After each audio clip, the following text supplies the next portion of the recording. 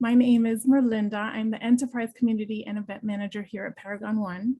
And for more than 5 years, Paragon One has been focusing on helping students get into their dream careers. In fact, 1 in 2 intern alumni have landed jobs and internships at Fortune 1000 companies within 6 months of completing their program with us.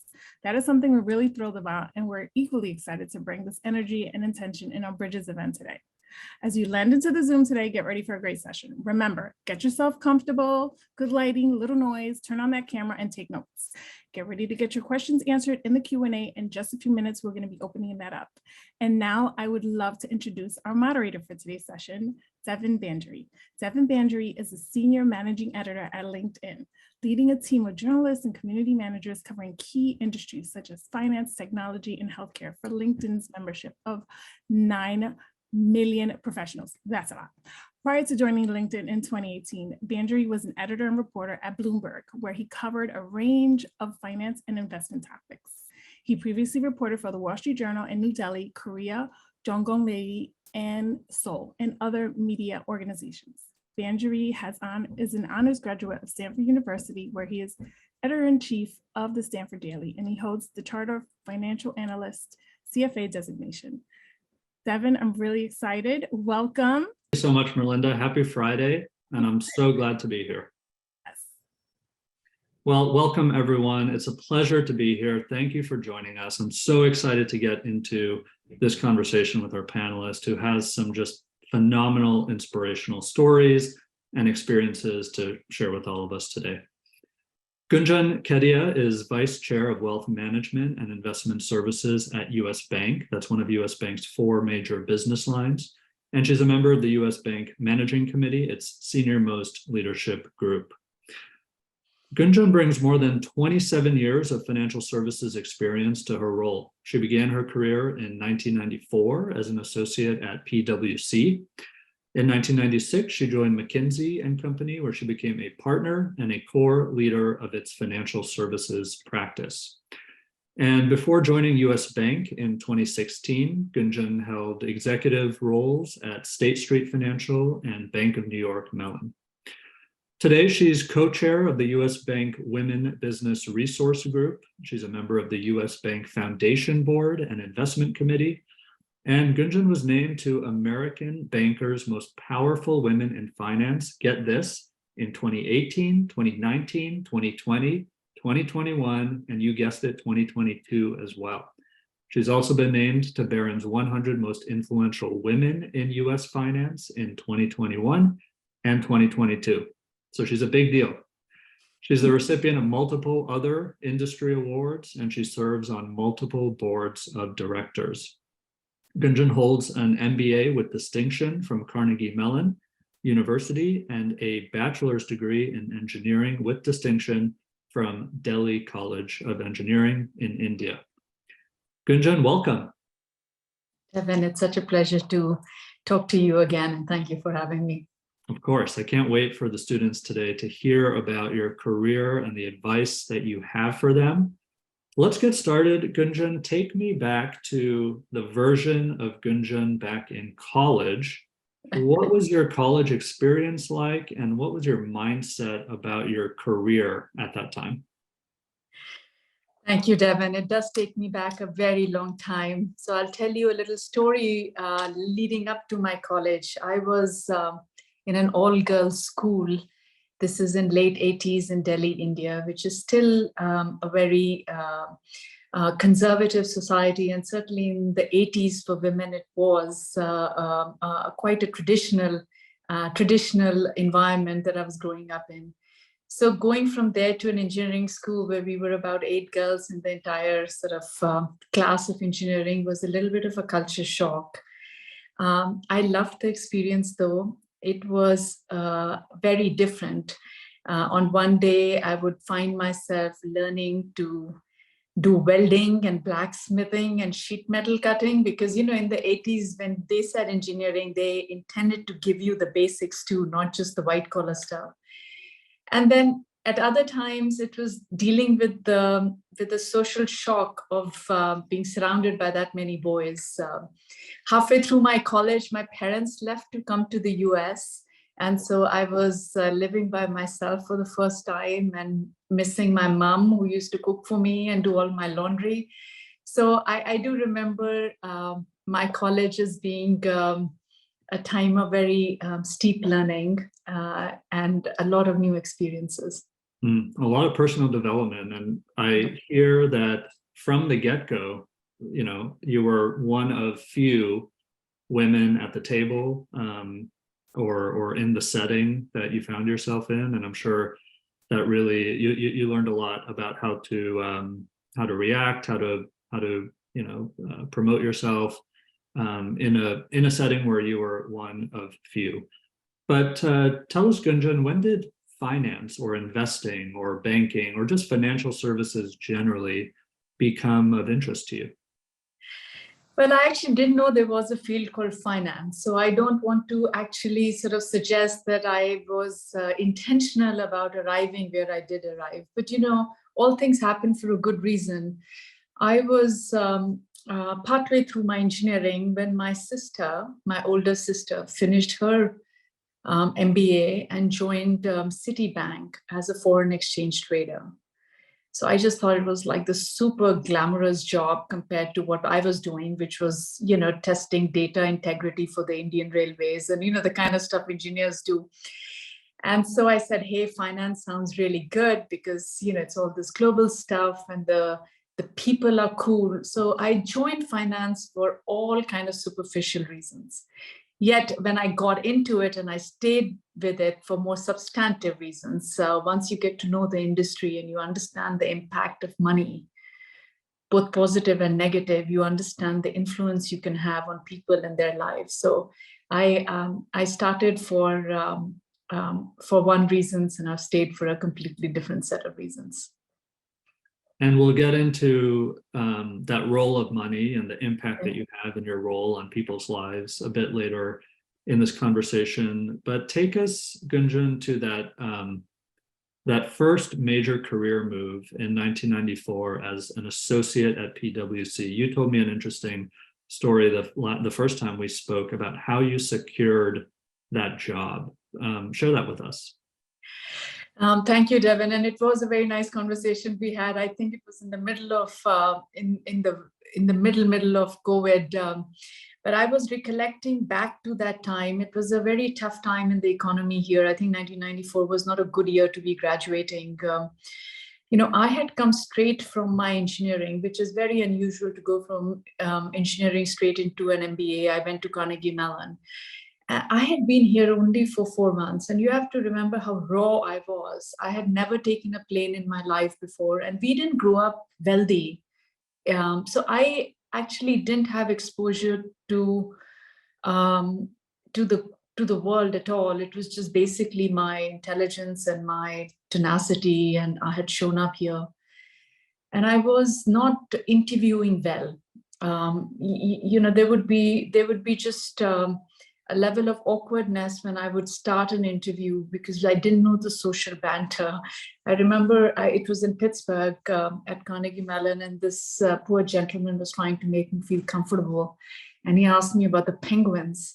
And I just remember thinking, why is he talking about birds? Like, why is he talking about birds? Because I just didn't know about the team. You know, I hadn't gotten to the sports here.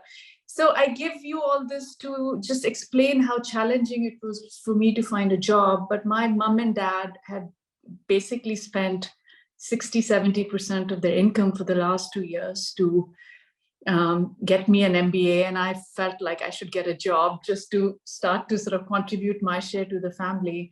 And it was pre 9/11 days when the security wasn't high. And I had heard from a colleague of mine anecdotally about some work that they were doing with PwC in Russia. At that point, Russia was privatizing.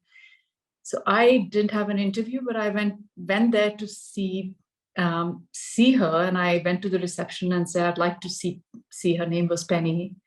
And they said, do you have an appointment? I said, no. And they said, well, she's leaving for Russia, come back in 3 weeks. So I said, I don't have 3 weeks. So I stayed there till she took pity on me. And I think just out of pity, gave me a job for the summer. And, you know, I worked hard and got a full-time offer. But I have deep respect for people looking for a job. Even today, it wasn't easy for me, and I don't think it's very easy for a lot of people. But that was my sort of my first job and my first story. So I'm not sure today if sitting in a reception room or waiting room until you're given a job would work. Perhaps some others on the call have tried it, but Gunjan, now as a leader at US Bank and in this industry, you probably see a lot of people coming in the door, a lot of people interviewing, a lot of people putting forward their best foot and their resumes and asking you for advice. What is your top advice for securing, especially that first role? Yeah. Where, like you said, students may not have a lot of experience interviewing yet. They may not have understood all that social banter and cues. What's some of your top advice for that securing that first role? I meet so many people. It's time consuming, but one of my favorite things to do, because you really influence the performance of your company and your organization by who you bring in. And so it's a very important thing for leaders to do. I also like doing early interviews because it tells me what people are looking for from the companies and the questions they ask of me. And I'll tell you what stands out to me. In today's world, everybody sounds awesome. Like, they have leadership roles, they have grades, and a lot of them have done so many things that I'm truly very impressed by. The things that stand out, though, are authenticity. I know young students are taught to have passion for a purpose and stuff, but if it's not genuine to you, we'll see through it very clearly. One of the some of the stories that you hear of true sort of determination, grit, tenacity, willingness to learn, these are the traits that actually come through more than what you've already accomplished. There was a young woman in Minneapolis who was looking for a job, and in writing to us said, I have graduated from a marketing program from a fairly prestigious university, and stacking the shelves at Target wasn't the dream I had dreamt of, but it's COVID and it's paying the bills and people need the groceries and it's good to get the diapers on the shelf. We gave her because just look at the mindset that a person like that brings, not a victim, right? But just understanding that there is joy and respect and value in any job that you do. Those are the type of character skills that come together. So I would say to your audience, be yourself. You don't have to be that impressive. We were in your positions. We just want to see that you care, that you're a decent person. You know how to learn, you're curious, you're willing to put in the hours, you're willing to respect people around you, and you'll have a really nice career. I loved your honesty earlier, Gunjan, in saying that the reasons you first were interested in financial services and got into financial services actually didn't end up being the reasons you stayed and loved it. As you look at young people exploring financial services today, are there some misconceptions about working in finance or something about what they think they want that you would love to address to them now? Well, thank you for giving me my little advertising spot here. So when I talk to a lot of younger folks anecdotally at a social setting, the image of finance is big money, glamour, fast-paced. People think of it as a cutthroat culture. My nephew asked me if it was a place where you would have to schmooze everyone every day. And this is sort of the image of the industry. And I don't blame people for having that image, because how do you think about what an industry is about? A lot of it is media. And look at how movies portray banks. Since It's a Wonderful Life, no one's portrayed a bank in a positive way. You see the Wolf of Wall Street, or Greed, or Moneyball, or Boiler Room. And those are the impressions people get created. So what I want to say is, step back a little bit and think about a barber shop in your neighborhood. or think about your favorite falafel food truck on campus. Or think about your grandmother, your mother, somebody who got their first loan to buy their first car. And think about differences that these endeavors have made to the communities they serve, and then ask yourself, who makes those loans? How does somebody buy their first home? How is it that you can study without having the money because a student loan comes? These are the hopes and lives and dreams that the banking industry fulfills. And so I just want to remind people, with all of the fun, the complexity, the glamour, the career, and all of that is there too, by the way. It's a fast-paced industry. It's intellectually challenging. Devin, you know that even more than me. You cover the vast array of how quickly this industry changes. But underneath all of that is somebody's personal life and a dream and a hope that's made possible by the industry. In terms of the skills or qualities of someone who both is going to enjoy and love this work and also is going to succeed at this work, how do you think about that skill set, Gunjan, especially like the core foundational skills that perhaps never change in this industry, and then also some of those evolving or emerging skills that today seem to be important for future success? Well, you know, a lot of the skills are no different than the skills you need to succeed at any workplace, as you said, but it would be worth let's just talk about that for a little bit, because the audience is possibly thinking about what that is.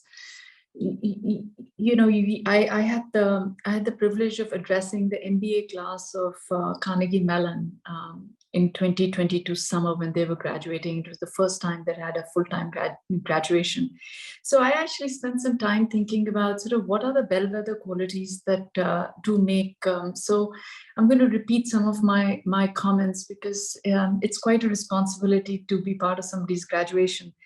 So, you know, one thing I would say is whatever you know today may or may not be relevant tomorrow. And as you progress, your knowledge base sort of will become stale. But what is not stale is your ability to learn. And so be curious at all times, you know, and never let sort of arrogance take over the desire to ask and learn. So that would be one thing. The second is what I call an instinct for excellence. And by excellence, I do not mean perfection, or trying to do better than the person next to you. What I mean by habit of excellence is just simply asking yourself if you can up your own game and be slightly better than your own yesterday. And if you have that kind of instinct of competing with your own self and bettering whatever it is that you want to better, whether you want to be a better speaker, or you want to be a better writer, or a better at analytics or digital, that's a very good quality that will stand you in good stead. More recently, I have started emphasizing work ethic. I know that sounds like a very basic skills, but we do find that this mindset of sort of getting bored every year and moving on to something exciting, or wanting to be promoted just because now you've spent 3 weeks, so where's my next title? These are really bad qualities. So that's sort of bad habits. And you should also be mindful of how damaging they can be to your persona and how you present yourself. These are all sort of individual contribution, but because we work in teams, the other aspect that becomes very important is your ability to give and take in a team, and be not destructive, but sort of helpful to people around you and emancipate. So these are sort of some examples of skills that are quite basic, but will stand you in good stead. Now in finance, what I see, it's a real people business. With all of the digital progress, you know, we have great capability to never see a banker, never go into a branch, never meet anybody, because the digital capabilities are good. But in the end, the clients are humans, and money is very personal. So that empathy on what your product, which is money or loan, means to somebody and how personal it is, needs to be top of your mind and held in your heart. I don't think you can fake it. the best financial advisors, the best bankers can truly understand the impact of the conversation you're having with your clients. And I see that as a skill set that is, you see that in healthcare, people's personal health at a time of sickness is intensely personal, but money, even more than sex, even more than marriage. I mean, most people say money is sort of the most personal thing next to your health. Some fantastic skills for everyone to take note of. Each of those could be an entire kind of a course or development for a student or early career professional. So I hope our audience took note of each of those skills that you mentioned. I said earlier, Gunjan, that it stands out from the beginning of your career back in college. You were one of few women in the room around the table. And, throughout your career, you have probably found that to be the case in many settings, many rooms, many tables. And today, it looks easy or smooth in hindsight, but today you've shattered so many glass ceilings and are one of the top leaders in the banking industry. But I know it wasn't smooth and it wasn't easy along the way. Can you share with us first maybe an experience or anecdote just to kind of make clear, make vivid, how difficult that journey was? And then equally as important, can you share how you got through it, how you powered through it and shattered those glass ceilings? Thank you, Devin. It's a very empathetic question. When I started, and remember, this is the financial services industry in the 90s, because even when I was at McKinsey, those were all my clients. So that's the environments in which we progressed. The power was all with people who looked very similar, and they were not just white men, to put it. They were heterosexual, they were married, they lived in the suburbs, they had children who had good education. More than not, they were taller than average. It was just a very sort of narrow definition of sort of who succeeded. My first observation was how much you disappear into the wallpaper. People just don't see you. They don't see you there. If they do, the first thought in people's mind, like you can hear the thought bubble is, she must be tech support or she must be the assistant. So what I learned to do very quickly was make my presence felt and make my voice heard. And I discovered something quite interesting, which I do like to share with people, is that when you're a diverse person, everything is amplified. Your disappearing act is amplified, but your voice is also amplified. So when you do speak up, the impact is actually more than somebody traditional speaking up. So I would say to your audience, it's a dual-edged knife. You can let it make you a victim, or you can let it be a very powerful weapon. And when you learn to say and believe in good intentions, that is the other thing I have felt with all of the statistics that you could quote to say you're being held back. Devin, I would not be here if there were not enough heterosexual white men who believed in me and gave me a chance. So I have deep gratitude. Assume positive intent, assume the people around you are actually quite proud that you're speaking up. They want to hear from you. So first, believe in your own thought process, your own contributions, and you will perhaps find that your diversity, while it could be an anchor, could also be a propellant. Fantastic. I just want to remind our audience and the students that I have a few more areas and themes to discuss and explore with our esteemed speaker, but then she'll be taking your questions. So I know the team is reminding you in the chat, please feel free, throw in your questions. Gunjan is here to hear from you and to answer your questions. Gunjan, tell us a little bit about your efforts and energy put into bringing underrepresented professionals and minority professionals up behind you. You've advocated very well internally in the companies where you've been a leader and in the industry. You've also advocated for underrepresented clients of the industry. So tell us about your work with, for example, the Women Business Resource Group. What are some initiatives that are really important to you? Yeah, this is passion work, hard work. It's certainly part of work as well. But, I found all the women at work, and I was a generation just a little bit younger than a prior generation where the narrative was women ate women, and, the worst enemy of a woman coming up was the woman who was already there. And I didn't face any of that. I think we, by the time we had come, there was a solidarity of sisterhood. And women lifted each other just even simply by being able to gossip about things that were of interest to you, because not all of work is just work. You also want to enjoy your colleagues, and if you're sitting in meetings after meetings and like happy hours after happy hours where the stories are interesting to you, the topics are interesting to you, that all detracts from your enjoyment of work.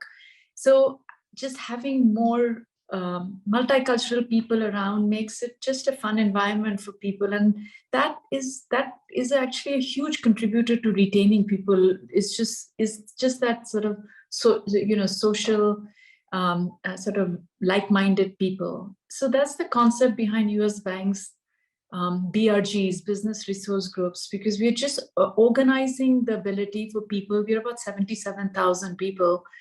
You want to be able to find people who have like interests and be able to spend time with them, even if it's not naturally in your office. So we have like 20, 30 BRGs, and they share interests from being, Asians or women or people of color or Hispanics or Blacks or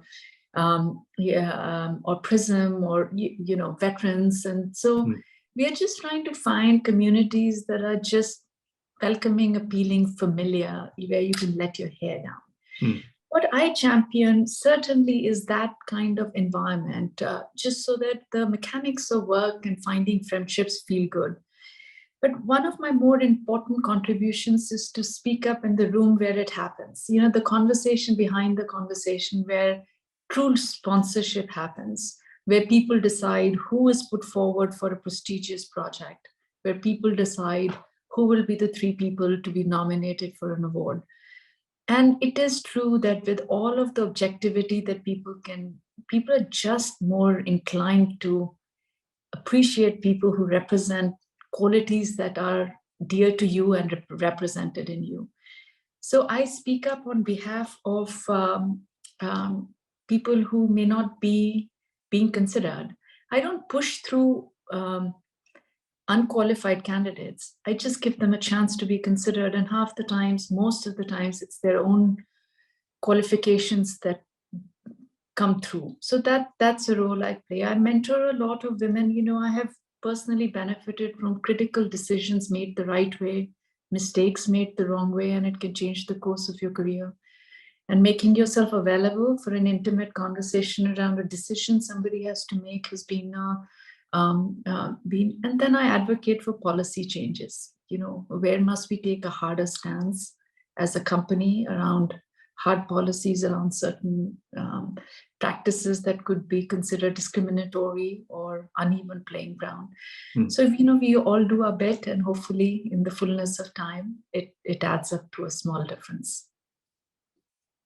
I want to pivot to the work that you and the team at US Bank have done examining people's relationship with money. I mean, these people are your clients and your prospective clients. So of course you're going to be thinking about this, but I've found that you and the team have done this in a very specifically empathetic and intentional and thoughtful way, especially exploring women's relationship with money. Can you share with us some of your top takeaways and findings from that research?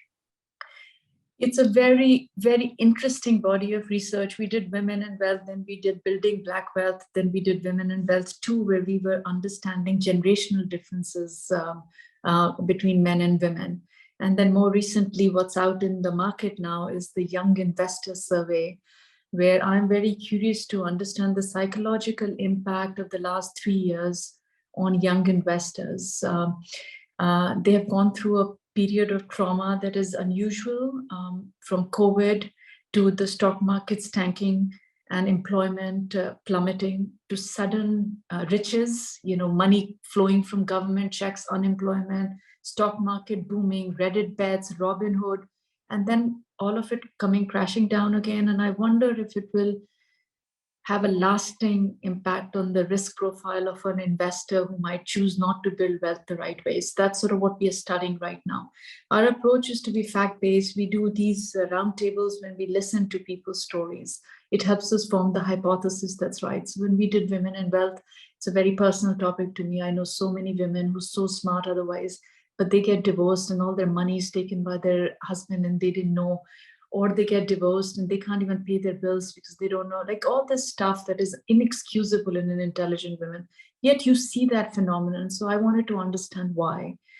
And so we talked to a lot of women. I traveled around meeting small groups of 20, very intimate conversations. And it created the hypothesis that made the research so powerful because it was anchored in truth. And what we found, perhaps not surprising now, having seen the results, is that women actually do not enjoy engaging with money.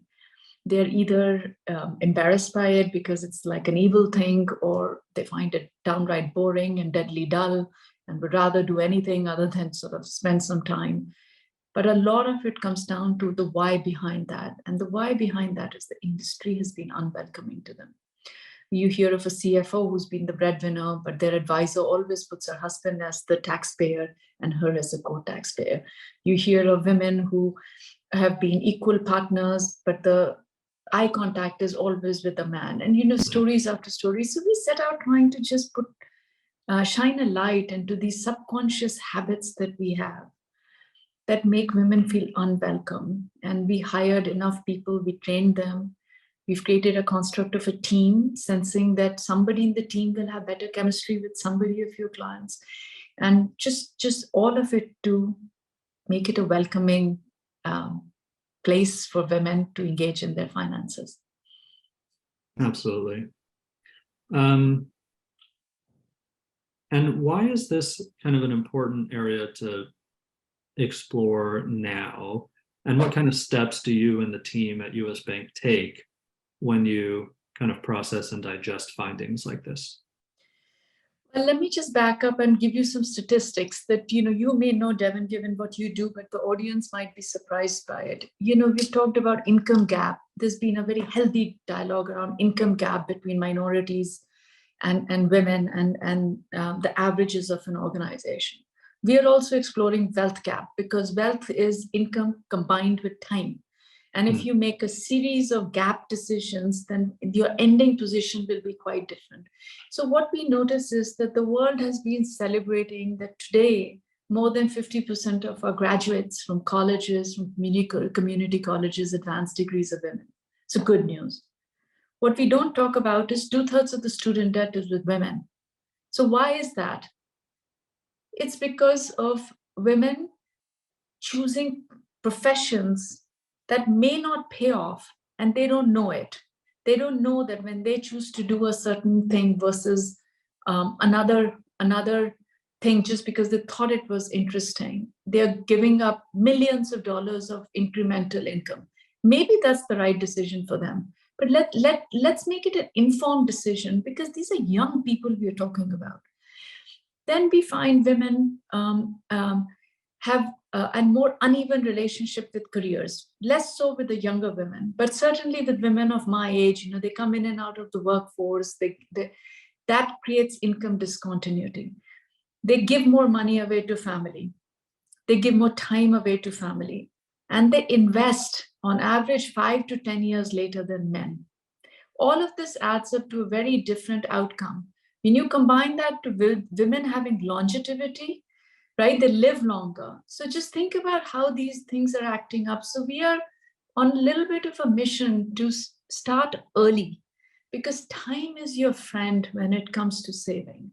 If you can get somebody to understand the value of income continuity, even if sometimes you give up the most passionate project that you might have, but you maintain income, You might have family issues. I try to tell women, don't leave the workforce, take a leave of absence. It creates continuity of benefits and your time tenure.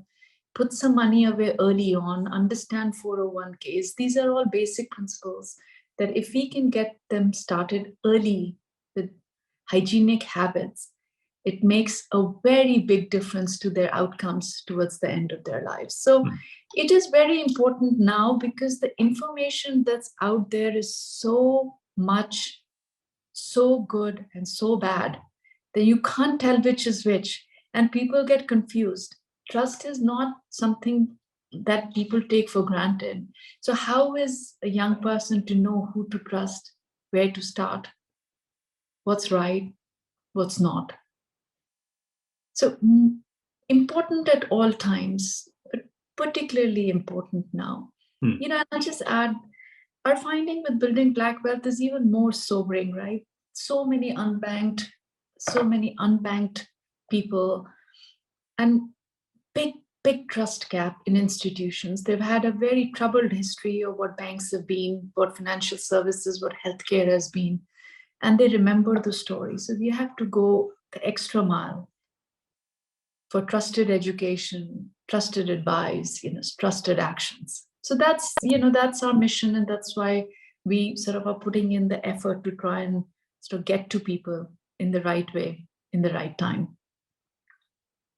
I have two more questions for you myself, and then we'll move to students' questions. And by the way, to the students, you may be seeing this in the chat. When I select your questions and call your name, we'll bring you up onto the Zoom, and please make sure you're on camera and unmute yourself, and you can ask your question directly to Gunjan. Gunjan, I have these two questions around continual learning and development. I think it's underappreciated, under thought of when you get your job or you're in the, in the trenches of your career. How do you continually improve and better yourself around skills, around, knowledge, around personal and professional qualities? How have you personally done that throughout your career? So Devin, I would say that there's knowledge and then there's skills, and those are two different areas and two different intentionalities that you need to bring to it. So I think the knowledge is easier just because when you step into a job, there's a certain amount of training you get and you learn the substance of what you have to do. And there, all you have to do is put yourself in the path of saying yes. Most of us offer a ton of education, a ton of sort of technical training, non-technical training. And if you have the mindset to say, I'm never going to be so busy that I cannot take an hour out to teach myself something, I think goodness will come out of it.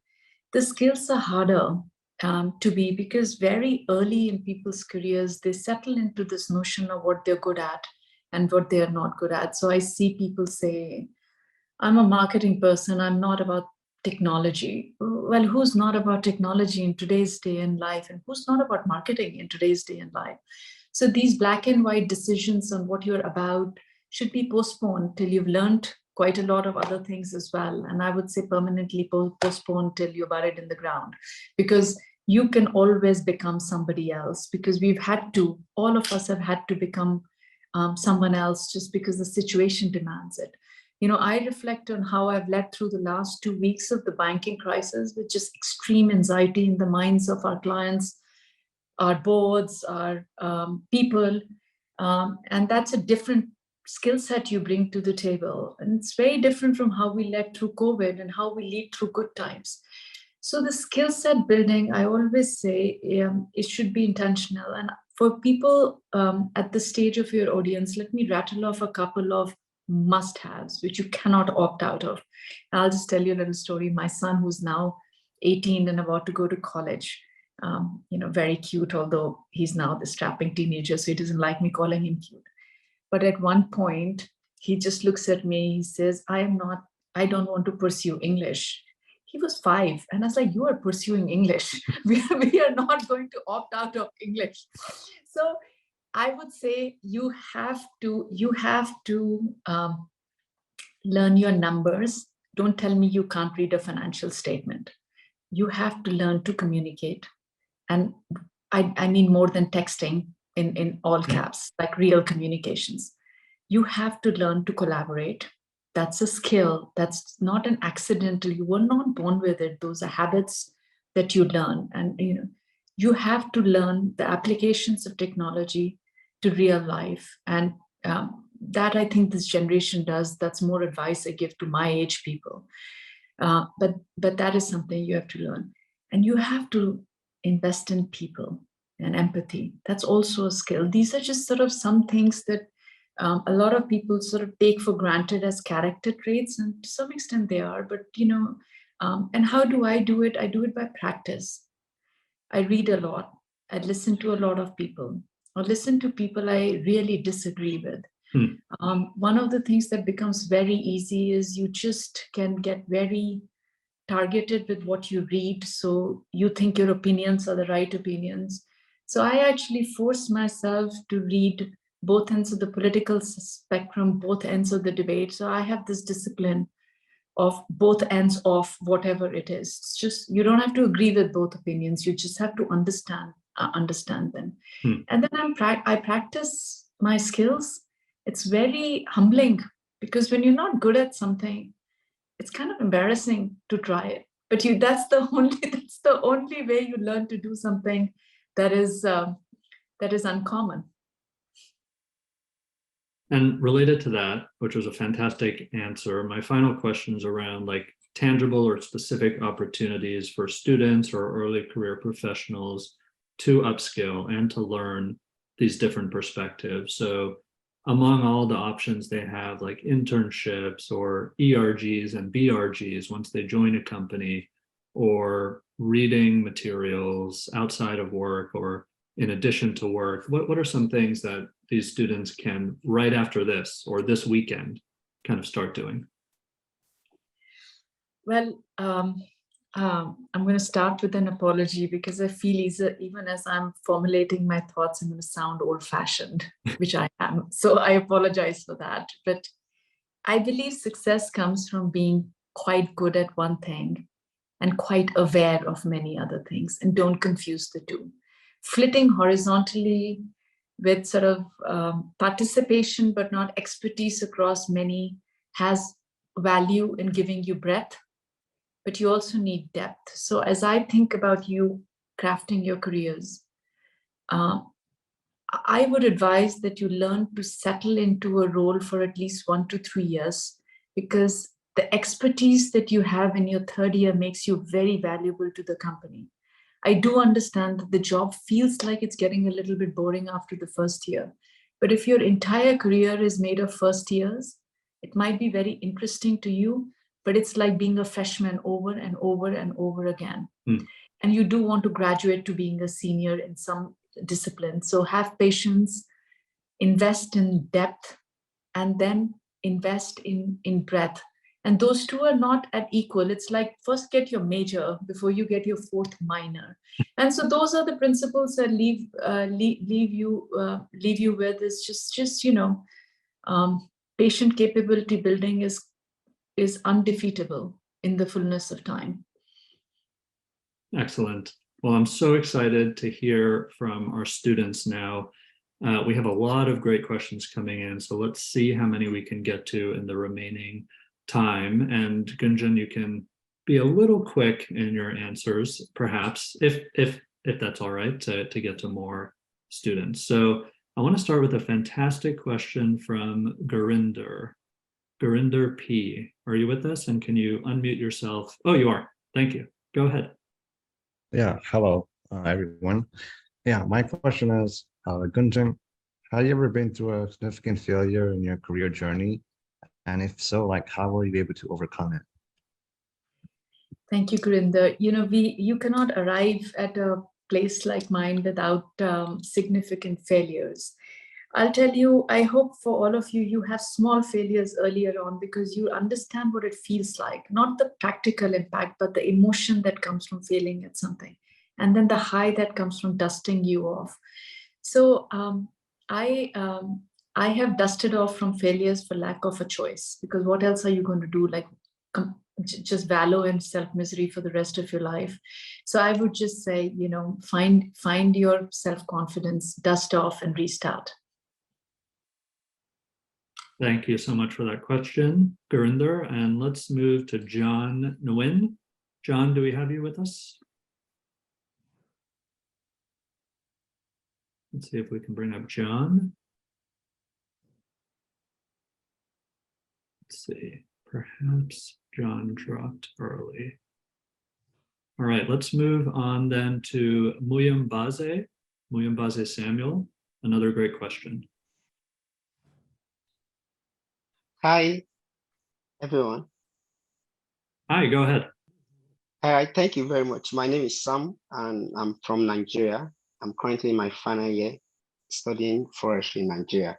And I have two questions for Gujan. So my first question is, what's your biggest challenge starting your career? And secondly, because I'll be graduating next month, I'm studying my final exams in 2 weeks, and I'm currently confused on which career to go into. So I want to ask, how did you kick, or what are the top best advice you would give an early career or a fresh graduate? Thank you. Well, my biggest dilemma came really because of personal affairs. There was a time in my career when I was a young mother of two. My husband was building a software company, and my parents were going through just a series of unexpected medical issues. And when some things come together that are all dear to you and competing, it really does require you to make some choices. And I remember those 2 years being quite challenging for me, physically as well as just emotionally. And you work through it by making some choices and not trying to be a hero. Don't do all 9 things badly. Like, pick the few things that really you're going to focus on and just save yourself misery on the rest. And what I would say to you as you are graduating here is, don't lose your sense of self, because as you get into the workplace, everybody will tell you what you could do differently from who you are. I want you to believe you are plenty enough just the way you are, and never lose the sense of your authentic self and the feeling that I'm me and I'm enough. And don't let all the pressures of social media kill your confidence. Thank you, Sam, for that question. Very good one. Next, I want to bring up Maddie Dunlap, or Maddie Dunlap. Please introduce yourself. And she has a great question that is one that I'm wondering about as well. Hi, yeah, I'm Maddie. Nice to meet you. Thank you for sharing your wisdom. I was just wondering if there were any specific challenges you faced when you switched from engineering to finance. I know it's kind of hard or intimidating to switch into. So I was wondering how you did that. It was very intimidating, Maddie, I have to tell you, because, engineering is a little bit of a vertical thing. You're very good at electromagnetism or statistics. And when you get into finance, a lot of it is about your presence, your charisma, and all these things that were non-existent in my personality. So it requires you to rethink what you define as success a little bit, and give weight to things that you used to ignore, and just say that's important too. Like, investing in people is important too. And if you know how to learn, once your mind says that I have to be a better communicator, not just know my numbers, you can become a better communicator. So that's all I would say to you, is that all transitions bring some things you take with you and some things that are new, and all you have to do is apply what you know about learning to what's new. Thank you. Thank you, Maddie. Let's bring up Brianna. Brianna Morales has a great question as well.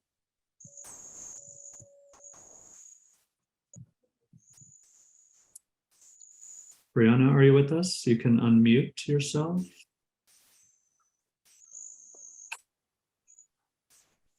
I think Brianna might have just dropped. Okay, we'll see if we can bring her back.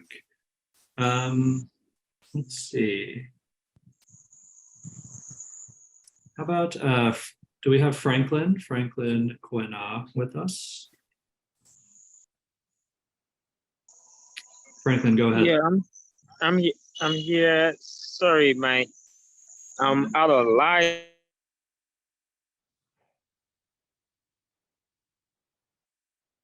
Franklin, do you have a connect? Even Yeah, out of line go for a ahead. time. So, my name is Franklin. When I joined from Liberia, Africa. So, yeah, these are all interesting, I would say, roadmap to young people development, most especially for our country.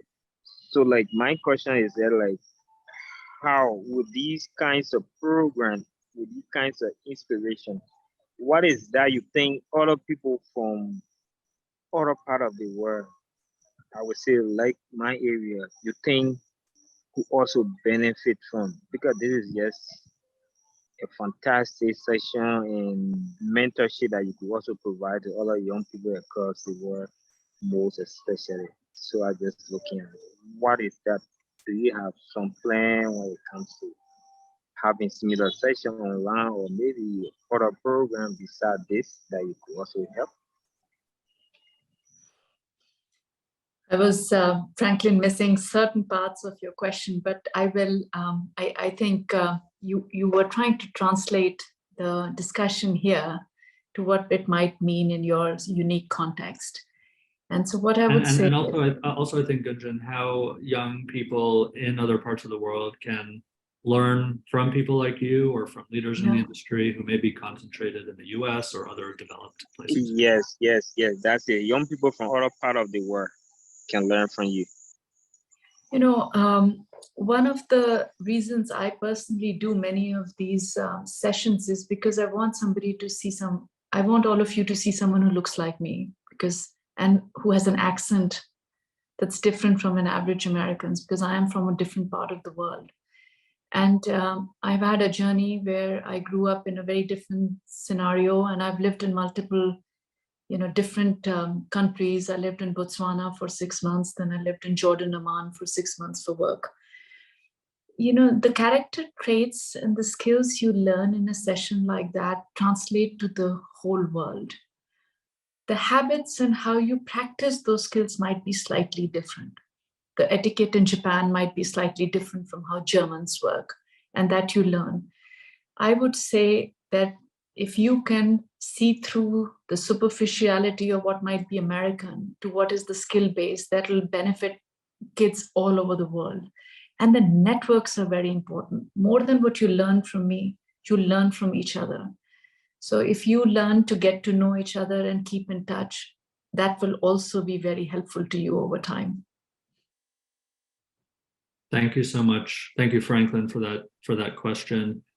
I see 2 students who we missed before and may have returned. John, are you with us? John Nguyen?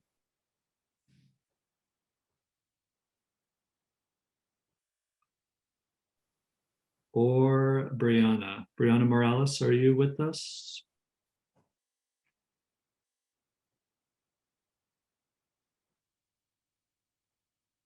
Okay, Brianna needs to drop, no problem. Let's go to, actually, there are a few anonymous questions that came in, so I'll ask them. And this one I actually really did want to ask Gunjan earlier, which was you mentioned mentorship. You've benefited from mentorship and you act, of course, as a mentor now. Can you talk about a mentor who made a real difference in your career, and what advice would you share with students who are seeking or looking for a mentor in their own community or organization? I have such deep, affectionate feelings for so many mentors. It's like choosing between your children, but I'll pick one that I think is sort of consistent with this organization. I had left McKinsey to join Mellon Bank, and I was wanting to run a business, which is a very different skill set from being a consultant. And my sponsor at that time told me I could give you a strategy type of job, which will be very easy. But if you really want to learn a business, go do this other job that was re-engineering operations. And I didn't know much about operations or re-engineering. It was the best decision. It was a hard year for me. I was not good at it very much, but how much I learned. And I look back to what he did for me. He personally must have taken on a lot of grief by trying to teach me something that was not very easy for me. But he made me take on something that strengthened me. And I'll be forever grateful for him taking a chance on me. So as you think about mentors, they play two roles. One is a little bit of a therapist role. They'll make you feel better about who you are and make you feel good. There's a second set of mentors that is more like a fitness trainer. They'll make you hurt in the short term, but your muscles will be stronger in the long run. Think about what you need in your life. Do you need reinforcements? Do you need a little bit of support? Or do you need a fitness coach? And choose wisely. Excellent advice. And as I said, so many great questions have come in from all of you. Thank you for them. We have time for one more, but I guess I would say, speaking for Gunjan, I don't know if she'll be able to answer all your questions afterward, but I will just say, make sure you follow her on LinkedIn. She posts quite a bit there. She shares her perspective. She shares her personal and career journey there. And you could probably throw some questions into the comments on her posts, and maybe if she has time, she'll get to some later. But for the final question, I want to turn it over to Andrea Alejandra. Great question from her. Hi, everyone. I'm Andrea Alejandra. I'm from Mexico, and I'm very excited to be here. I just lost my question. It is here. I would like to know what specific actions could women do in order to better their relationship with money and get rid of limiting thoughts that usually come from our own culture. As you said, it's usually something unconscious. So I would like to know what actions can we make or do or decide. What can we do to better that relationship? Thank you. Well, thank you so much for asking that question. It's like you've just made my day. If I can make one woman take some interest in finance, I feel I've done my good deed for the day. Now, Alejandra, start by just asking the questions that you did have. How much do I want to make? Is it important to me? What do I want to do with it? How much do I have?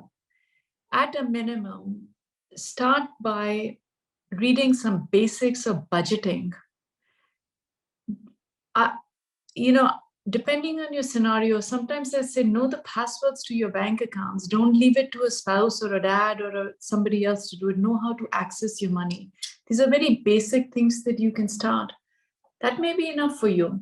You may find that you love it and you'll be the next CEO of a bank someday because you just started and then you loved it. But it is all about starting with a small level of engagement and learning. Thank you.